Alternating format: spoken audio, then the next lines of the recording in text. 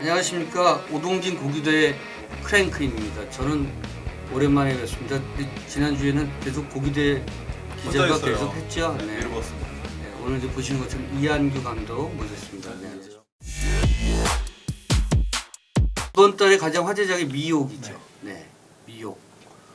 그래서 이름이 참 특이한데 그 미혹이라는 알려지기에는 여성 킬러에 대한 얘기 같은데 사실 영화를 보니까 좀 꼭 그렇지는 않아요. 패키징이 돼 있는 듯한 그 이미지의 영화 미혹이 요새 화제인데 이한규 감독이 감독하셨습니다. 연출하셨습니다. 그래서 오늘 모시고 얘기 좀 나눠보려고 하고요. 영화 고생이 많으셨어요. 지난주에 김주혁 배우가 갑자기 세상을 떠나는 바람에 치사가 지난주 잡혔었는데 월요일 날로 오전으로 급하게 이동이 돼가지고 홍보 일정이 약간 조금 어려움을 겪지 않나 이런 생각이 듭니다. 아쉬움이 좀 있으시겠어요. 영화를 만드는 게 참 여러 변수가 있어요. 그렇죠? 이번 작품은 데뷔작이라고 들었는데 네. 영화계에 들어온 지 굉장히 오래되셨다면요. 네, 제가 97년도에 현장에 처음 나왔으니까요. 20년 됐네요. 기간으로 따지면 네. 나이 한 60쯤 되는 것 같아. 아니 그 정도 아니고 그 정도 아니고 이제 좀 네. 마흔 살짝 넘었고. 네. 일찍 들어온 거죠, 그러니까. 그쵸. 이게 그때 뭐 우연찮게 네. 이렇게 정말 우연찮게 이제 군대 가기 전에 네. 현장을 어떻게 경험할 기회가 생겨서 첫 영화가 그래서 조용한 조용하죠. 거죠. 김지훈 연출이었습니다. 감독이 조용한 거죠. 예. 그러니까 김지훈 감독의 영화하고는 그래서 계속 인연을 맺은 거예요. 근데 그게 뭐 굳이 뭐 제가 감독 영화를 꼭 하겠어요. 감독님도 넌 내가 해야지 이렇다기보다 이제 학교를 다니다가 좀 학교로 다니는 게 힘들어지면 이제 휴학을 하는데 그때마다 감독님 작품으로 들어가시는 거예요. 그게 타이밍이 맞으니까 계속 이렇게 좀 하게 되더라고요. 작품은 연출부부터 이제 조 감독까지 쭉 하셨을 텐데 네. 어떤 작품 김지훈 감독 같이 하셨죠? 김준관 배우는 이제 데뷔작이신 조용한 가족이랑 연출부였고 거기는. 네, 연출부였고요. 장하훈 때도 연출부였고 장하훈. 그리고 이제 그 사람들은 잘 많이는 모르시는데 인터넷 단편 중에 커밍아웃이라는 영화가 커밍아웃. 있어요. 네, 네. 있어요, 맞아요. 네, 어허. 커밍아웃이랑 뭐 그 배파 영화. 예, 아하. 나 알잖아. 나도 좋아. 진짜 많이 모르시는데. 네, 그리고 김지훈 감독이 곧 살짝 고전인가 고후인가 그 3라는 작품이죠. 메모리즈라는 네네네. 영화 있어요. 네네. 그거 잘했어. 그 3는 제가 그건 안 준비하다가 했죠. 도망갔습니다. 학교를 다녀야 돼갖고 그리고 달콤한 인생하고 이제 노는 놈에서까지 조감독 하고서 이제 그 뒤로는 이제 감독님도 이제 다른 친구들하고 일을 하게 되시고. 네, 만주 한번 갔다 오더니 이제 질려서. 그래서 다른 감독하고는 전혀 일 안 했어요. 이준익 감독님하고 뭐 하나 하셨던? 예, 그 구름 벗어난 달처럼이라고. 예, 그때는 또 우연찮게 면식이 없던 저는 성함만 알고 있던 감독님인데. 시사회는 느꼈지만 예고편은 굉장히 반응이 좋던데요. 예, 관심이 이제 네. 감사드리죠. 관심 감사드리고 이제 좀 그 관심만큼 이제 좀 뭐 보답을 해드리면 좋은데 또 그거는 관객분들한테 또 냉정하게 평가를 받아야 되는 부분이니까. 이거 얼마나 준비했어요, 이 영화? 사실 기획이라는 개념으로 생각하면 아하. 5년이 살짝 넘었죠. 아하. 그러니까 제가 흔히 말하는 이제 첫 타이핑을 해서 아하. 시나리오의 형태를 처음 띄는 게 꽤 오래됐어요. 생각보다. 그러면 이제 내가 그래서 아까 필모 이렇게 일한 구력 이런 걸 여쭤본 이유가 김지훈 감독하고 오래 일하고 그다음에 이제 이준익 감독하고 영화 한 편 했잖아요. 네네. 5년 전에 요거 준비할 때 살짝 두 사람한테 영향을 받거나 뭐 이런 거 없어요? 근데 그게 조심스러운 게 의식적으로 뭐 항상 영화를 만들면 그런 얘기들은 있는 것 같아요. 그러니까 스타일에 영향을 받았다는 것도 사실 두 분한테 부담을 줄 수 있어서 얘기하기 좀 꺼려지는 것도 있죠. 그렇죠. 그렇기도 하고 흔히 말하는 조수 생활을 하다 보면 어. 의식적으로 조심하게 되죠. 사실은 마음속으로. 어. 근데 뭐 어떤 흔적들이 있다고 뭐 보신다고 말씀을 하시면 또 제가 뭐 수긍할 수밖에 없는 거고. 처음에 약간 저는 쇼킹했어요. 쇼크한 장면이라고 하는 게 이제 배드신이잖아요. 그렇잖아요. 네, 오프닝 시퀀스. 오프닝 시퀀스가. 근데 이제 그거를 이제 한 그 통제실에서 네. 컨트롤룸에서 이렇게 모니터로 보잖아요. 네. 각 룸에서 벌어지는 배드신이 나온 건데 네. 내가 그걸 보면서 저걸 다 찍었을까? 이런 생각했었어요. 아, 네. 다 찍었구나. 그렇구나. 다 찍었습니다. 너무 스포일러 아닐까요? 어? 너무 스포일러 아닐까요? 아니 뭐 스포일러예요. 일단 다 나온다는 얘긴데. 그러니까 어쨌든 그 여자들이 남자들의 약점을 잡기 위해서 이제 작업하는, 그렇죠. 작업하는 어떤 그래서 계획된 장면인데 그 계획된 정사를 벌이는 거죠. 그러니까 네. 이른바 사회의 유명 인사들하고 뒷덜미를 잡기 위해서, 네. 약점을 잡기 위해서. 야, 근데 난 이제 모니터가 한 16개 되는 것 같은데 그래서 야, 그럼 저건 다 세워보셨어요 또 그거를? 그냥 자극적으로만 생각하실 수도 있는데 이렇게 오프닝에 뭔가 그 몰입도를 빵 때림을 가져가기 보여줘요. 위해서 그렇죠. 좀 근데 이제 그 솔직히 말씀드리면 우리가 이제 이런 그 좀 자유롭게 얘기하는 그 방송이니까 VIP 같은 영화가 이제 예를 들어서 이제 이른바 여성주의자들에게 좀 뭐 그랬는데 저는 사실은 그 영화적 도구로 필요하다면 그렇죠. 네. 저는 문제될 게 없다고 생각해요. 그리고 사실 이번 영화에서는 충격 뭐 쇼킹하다기보다 굉장히 몰입하게 만들죠. 오히려 그런 것들을 찍으면은 더 조심하게 되는 건 사실이거든요. 네, 네. 그런 여성들과 남성들과. 네. 근데 그런 생각을 했던 것 같아요. 결국에는 그 장면 자체가 어떤 남자들의 약점을 잡기 위해서 계획된 뭐 액션들이고 그리고 좀 저속하지 않고 그 좋지 않게 보이게 그나마 그래도 조금은 좀 미적으로 보일 수 있게 네. 최대한 노력은 했던 것 같아요. 공간도 사실은 그래서 그게 세트예요. 세트죠. 세트 어. 전체적으로 다 세트고 어허. 세트고 뭐 불가피하게 이제 뭐 그러니까 공간 중에 외부 장면 같은 경우가 이제 네네. 어느 특정 지역의 로케이션이고 네, 그렇겠죠. 네. 하여튼 그 어쨌든 오프닝 장면은 공들여 찍은 그런 장면이죠. 배우들도 사실 열연을 했고 힘들었겠죠. 근데 촬영이 그 의도치 않게 그 촬영이 영화 안에서도 초반이지만 촬영 스케줄도 초반이었어요. 아하. 크레이크인을 거의 그 장면으로 하니까 이게 스태프들이 아직 서먹할 때인데 그렇지. 서먹할 때인데 다들 막 이러고 있으니까 되게 난감해하더라고요.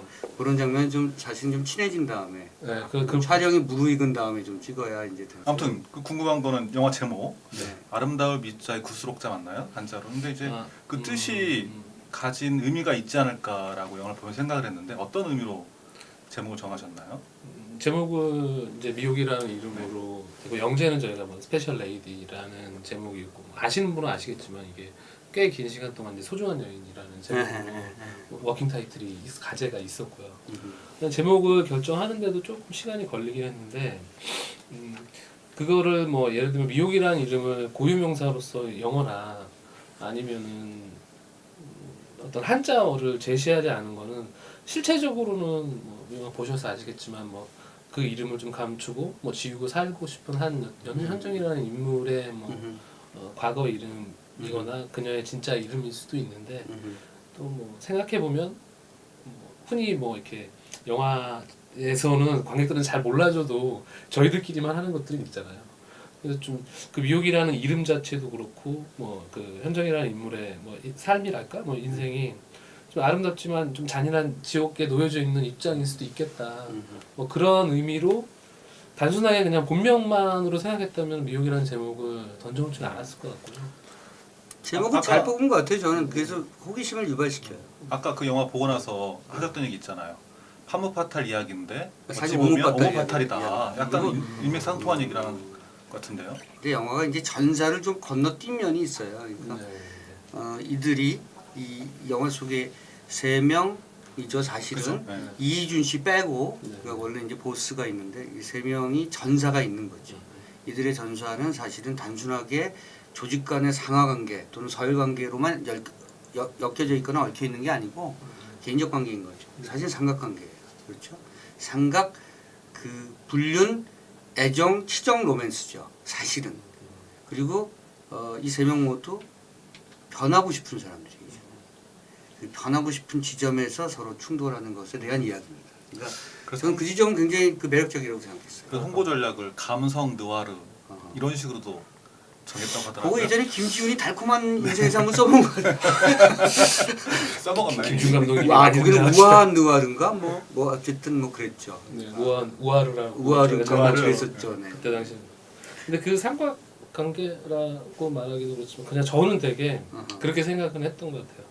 그냥 사실 보면은 그게 보편적일 수도 있고 또 어떤 사람들은 통속적이라고 생각할 수도 있는데 그냥 관계라는 게 내가 얘를 좋아하고 하는데 얘는 나를 안 좋아하고 나는 더 들어가고 싶은데 그렇지 않죠. 이성을 유지하고 싶어하고 다 섞여 있죠. 그래서 이 관계가 거리감이 달라지면 또 이 관계가 틀어지고 그런 게 사실 사람 사는 관계들이고 좋아하는데 너는 날 안 좋아하고 좋아하지만 우리는 나도 맞을 동의해요. 수 없고 그런 지점도 되게 중요하게 생각했던 것 같아요. 나는요 사실은 그 제목 미혹 뭐 이렇게 킬러의 느낌 이렇게 보여서 막 다크하고 좀 이게 누아르의 느낌이 강할 거라고 생각했지만 사실은 그런 척 사실 어떻게 보면 우리 대중들의 마음을 움직일 수 있는 심파라고 생각했어요.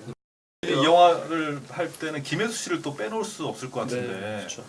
김혜수 씨를 떠올리면 그 전에 차이나타운 음.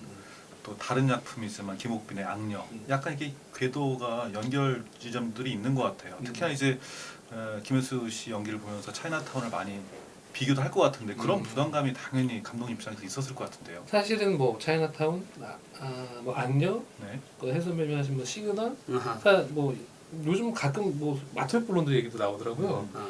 사실은 아토믹 블론드. 블론드. 네, 근데 사실은 이게 저희 작품이 결정되고 다 뒤에 결정하셔서 먼저 진행하는 작업이라 뭐 어떠한 기시감들을 갖는다는 거는 관객분들은 또 그렇게 앞에 본 것들에 대한 잔상을 가지고 보시니까 근데 뭐 후반 작업에서도 조심스러울 그치. 수 있고 또 그렇다고 해서 그거를 너무 의식적으로 의식해서 저거랑 달라야 돼. 뭐 이것보다 먼저 원래 시작했는데 사실은 준비하던 하던 것들을 잘 해내는 게 음. 더 맞는 방법 아닌가 이렇게 생각을 하게 됐죠. 네. 그 이성균, 이희준 캐릭터도 좀 불꽃 튀겨요 사실은. 그렇죠? 찰지는 대사들을 두 사람이 참 잘 주고받았던 것 같고 그리고 각각의 분량에서 각각의 역할을 굉장히 잘했던 배우, 잘했던 연기였다고 생각이 들어요. 악마적인 이희준 그리고 어쩌면 겉으로는 악마적인 척하지만 속으로는 자기 여자를 지키고 또는 어쨌든 같이 뭔가 다시 새로운 삶을 살려고 했던 한 마음속으로는 지순한 남자의 이야기가 아닐까. 네. 그 본인 김혜수 씨 본인이 헤어 의상 다 신경을 많이 쓴 거죠. 의견을 엄청 많이 내주셨죠. 이렇게 작업을 하면서 미술적인 컨셉을 계속 중간중간 공유해 드리다 보니까 그것들을 이제 인지하시고 나서부터는 굉장히 뭐 스타일이나 이미지에 대한 방대한 레퍼런스들을 많이 제시해 주셨어요.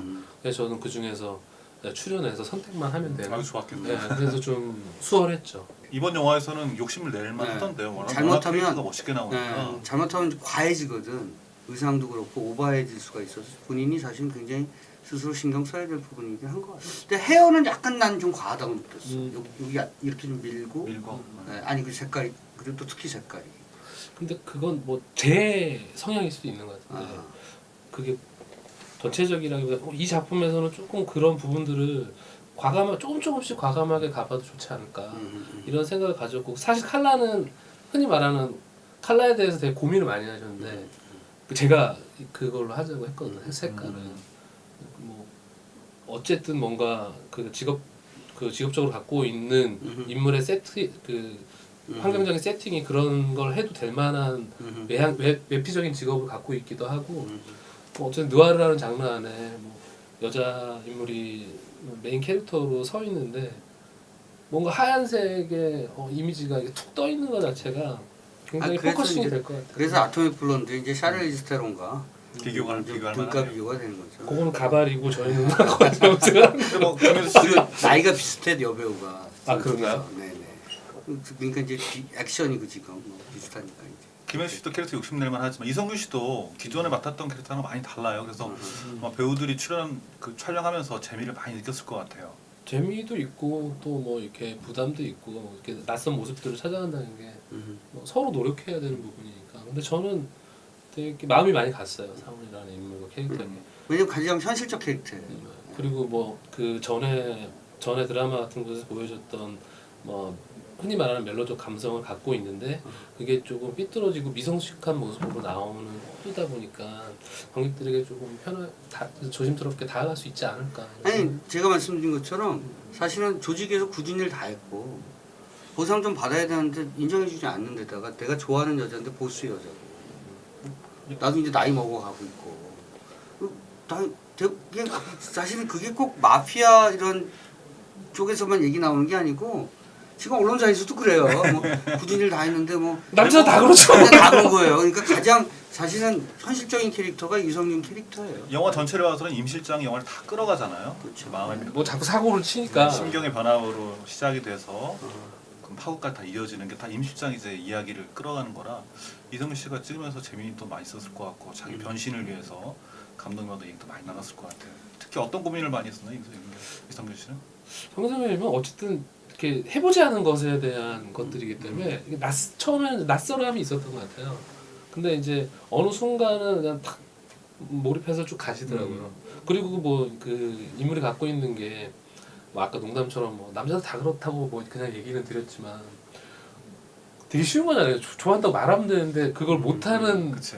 그런 서툼이 만들어내는 삐뚤어진 행동으로 나타나는 거기 때문에 좀 정서적으로는 다가가기 쉽지 않았을까라는 생각이 좋아하는 것도 처음에 되게 거칠게 그러니까 얘기해. 그 대사에서 그런 거 나오잖아요. 그 김혜수 미옥이 넌 꿈도 없니 그랬을 때 임상훈, 넌 꿈이 없어?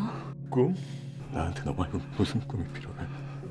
네 꿈만 꾸는 게 나의 꿈인데 그거면 되지 않았냐 뭐 이런 대사잖아요. 네. 사실은 사실은 최고의 멜로 대사라고 생각했어요. 그렇죠. 저 나중에 이제 써먹어야 되는데 나는 이제 써먹을 나이도 지났고 최우성 씨 맞죠? 네. 보스.